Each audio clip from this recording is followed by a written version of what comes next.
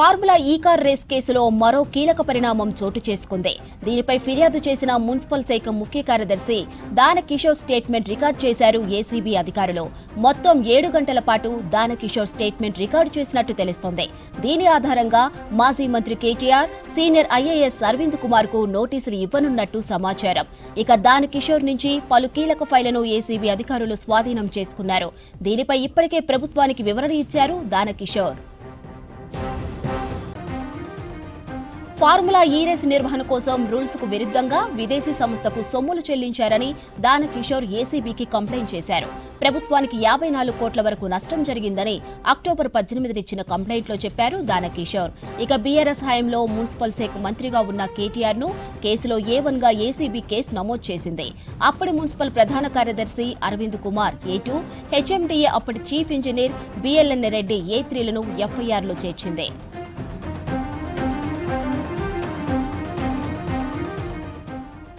ఇక ఇదే అంశంపై మరిన్ని డీటెయిల్స్ మా ప్రతినిధి ధనరాజ్ అందిస్తారు. ధనరాజ్,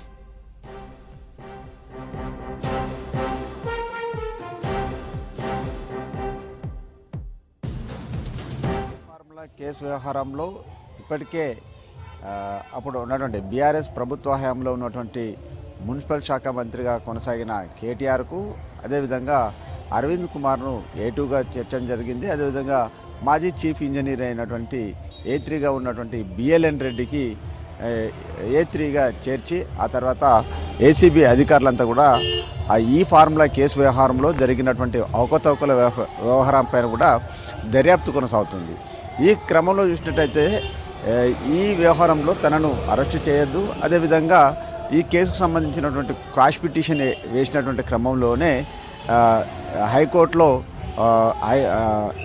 కేటీఆర్కు మధ్యంతరకు సంబంధించినటువంటి ఒక ఉత్తర్వులు జారీ అయ్యాయి. ఏసీబీ అధికారులకు విచారణ కొనసాగాలంటూ ఏసీబీ అధికారులకు లైన్ క్లియర్ కూడా చేయడం జరిగింది. అంటే దర్యాప్తు సంబంధించిన అంశాలలో కేటీఆర్ దర్యాప్తుకు సహకరించాలని కూడా ఇటు హైకోర్టు ఆదేశించింది. ఈ క్రమంలోనే ఏసీబీ అధికారులు ఈ 2023లో ఈ ఫార్ములా మొదటి ఫేజు అదేవిధంగా రెండో ఫేజ్లో జరిగినటువంటి దానికి సంబంధించినటువంటి ప్రొసీడింగ్స్ వ్యవహారాలు ఎలా కొనసాగాయి, అదేవిధంగా అప్పుడున్నటువంటి క్యాబినెట్ ఆమోదం లేకుండాను అదేవిధంగా ఆర్బీఐ రూల్స్ విరుద్ధంగా కూడా హెచ్ఎండిఏ నుంచి 54 కోట్ల రూపాయలను విదేశీ కంపెనీలకు చెల్లించడం, అదేవిధంగా ఈ ఫార్ములా రేస్కు సంబంధించిన వారితోటి కూడా కాంట్రాక్టు ఒప్పందాలు ఏ విధంగా నేర్పారు, ఏ విధంగా చేసుకున్నారు, రూల్స్ వైలేషన్ ఏ విధంగా కొనసాగించారనే విషయంపైననే ప్రధానంగా దృష్టి సారించింది.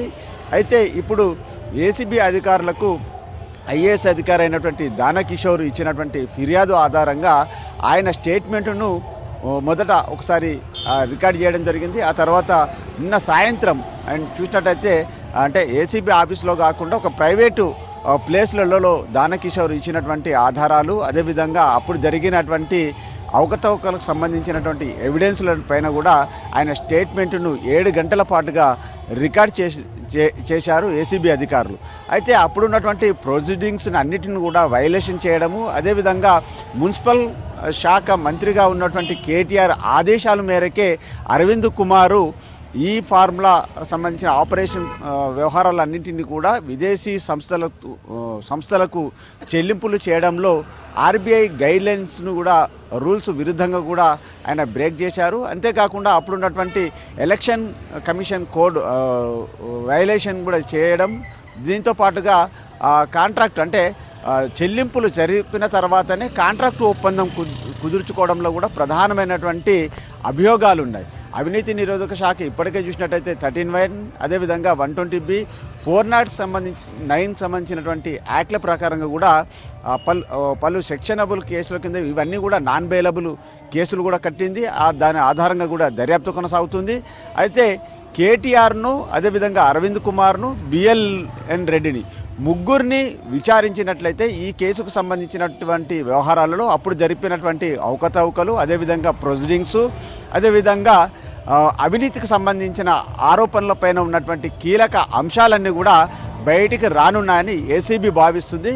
అయితే హెచ్ఎండిఏలో ఉన్నటువంటి దానకిషోర్ ఒక ఫిర్యాదుదారుడు కాబట్టి ఆయన ఇచ్చేటువంటి స్టేట్మెంటు ఇందులో చాలా కీలకంగా మారుతుంది. ఎందుకంటే 2023లో జరిగినటువంటి అవకతవకల వ్యవహారంలో అప్పుడు ఉన్నటువంటి అధికార యంత్రాంగం ఏ విధంగా ప్రొసీడింగ్స్ను ఫాలో అయ్యారు, అదేవిధంగా అప్పుడున్నటువంటి మంత్రిగా కొనసాగినటువంటి కేటీఆర్ ఏ విధంగా ఆదేశాలు ఇచ్చారు, ఆ ఆదేశాలన్నిటిని కూడా బ్యూరోక్రాట్స్గా ఉన్నటువంటి అరవింద్ కుమారు వాటన్నిటిని ఏ విధంగా అరికట్టలేకపోయారు, ప్రొసీడింగ్స్ ఫైల్స్ని అన్నిటిని కూడా ఏ విధంగా మూవ్ చేశారు, దీనికి సంబంధించినటువంటి వ్యవహారాలలో హెచ్ఎండిఏలో ఉన్నటువంటి అధికార యంత్రాంగం మొత్తం ఫైళ్ళ కదలిక సంబంధించిన వ్యవహారాల్లో ఒక్కొక్కటిగా ఏ విధంగా ముందుకు తీసుకెళ్ళింది, అదేవిధంగా ఆర్బీఐ గైడ్లైన్స్ను కూడా వయలేషన్ చేయడంతో కూడా తెలంగాణ ప్రభుత్వానికి అంటే ఫైన్ను మరో 8 కోట్ల రూపాయల భారం పడింది. అంటే ప్రభుత్వ ఖజానా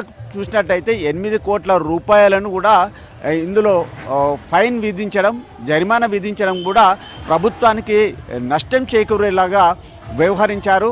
కాబట్టి అప్పుడున్నటువంటి మంత్రిగా కొనసాగినటువంటి కేటీఆర్ ఆదేశాలన్నీ కూడా చాలా వరకు నియమ నిబంధనలకు విరుద్ధంగా కొనసాగాయి. దీనిలో అవినీతి దాగి ఉంది.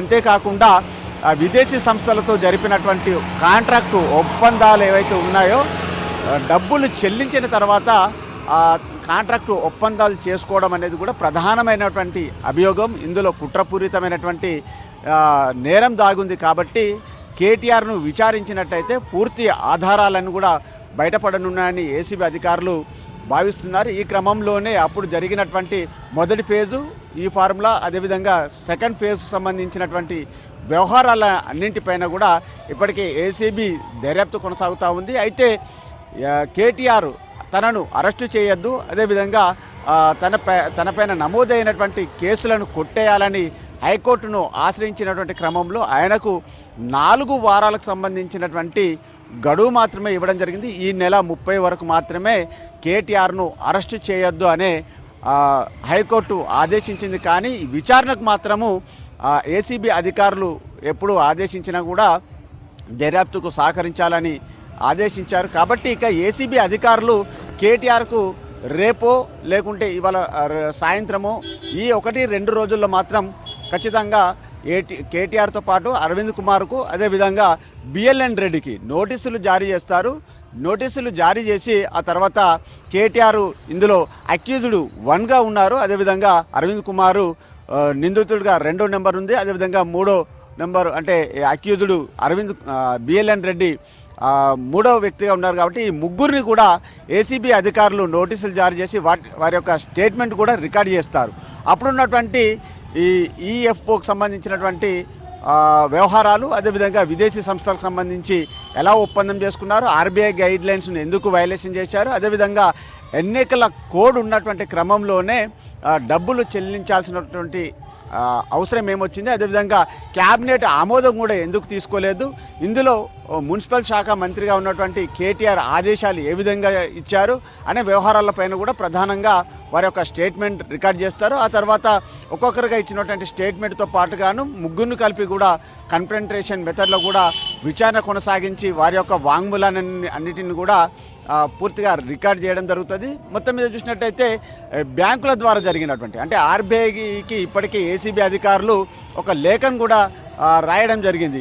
అంటే అప్పుడు 2023 ఫిబ్రవరిలో జరిగినటువంటి మొదటి ఫేజ్లో జరిగినటువంటి ఫార్ములా రేస్ వ్యవహారంలో డబ్బుల చెల్లింపులు ఏ బ్యాంకు త్రూ ద్వారా చెల్లించారు, అదేవిధంగా ఆర్బీఐకి ఏమైనా ఇన్ఫర్మేషన్ ఇచ్చారా, దానికి సంబంధించినటువంటి ప్రొసీడింగ్స్ను ఏ విధంగా ఫాలో అయ్యారు అనే విషయాలపైన ఏసీబీ ఇప్పటికే ఆర్బీఐకి ఒక లేఖను కూడా రాయడం జరిగింది. కాబట్టి దాని ఇన్ఫర్మేషన్ ఆధారంగా ఇప్పటికే హిమాయత్ నగర్లో ఉన్నటువంటి ఒక ప్రైవేట్కి సంబంధించి ఒక బ్యాంకులో అంటే 24 కోట్ల రూపాయల ట్రాన్సాక్షన్ జరిగాయనే విషయాలను ఇప్పటికే ఏసీబీ అధికారులు ఆ ఫైళ్లను ఆ బ్యాంక్ అధికారుల నుంచి కూడా ఓవర్సీస్ బ్యాంక్ నుంచి ఆధారాలన్నింటిని కూడా తీసుకొచ్చి స్క్రూటినింగ్ కొనసాగించారు. ఇంకా ఏ బ్యాంకుల ద్వారా చెల్లింపులు జరిగాయి, ట్రాన్సాక్షన్స్ అన్నీ కూడా మొత్తం రూల్స్ ప్రకారంగా జరిగాయా, రూల్స్ విరుద్ధంగా జరిగాయా, ఇందులో మనీ లాండరింగ్ సంబంధించినటువంటి వ్యవహారాలు ఏమైనా కొనసాగాయా అనే విషయాలపైననే ఏసీబీ అధికారులు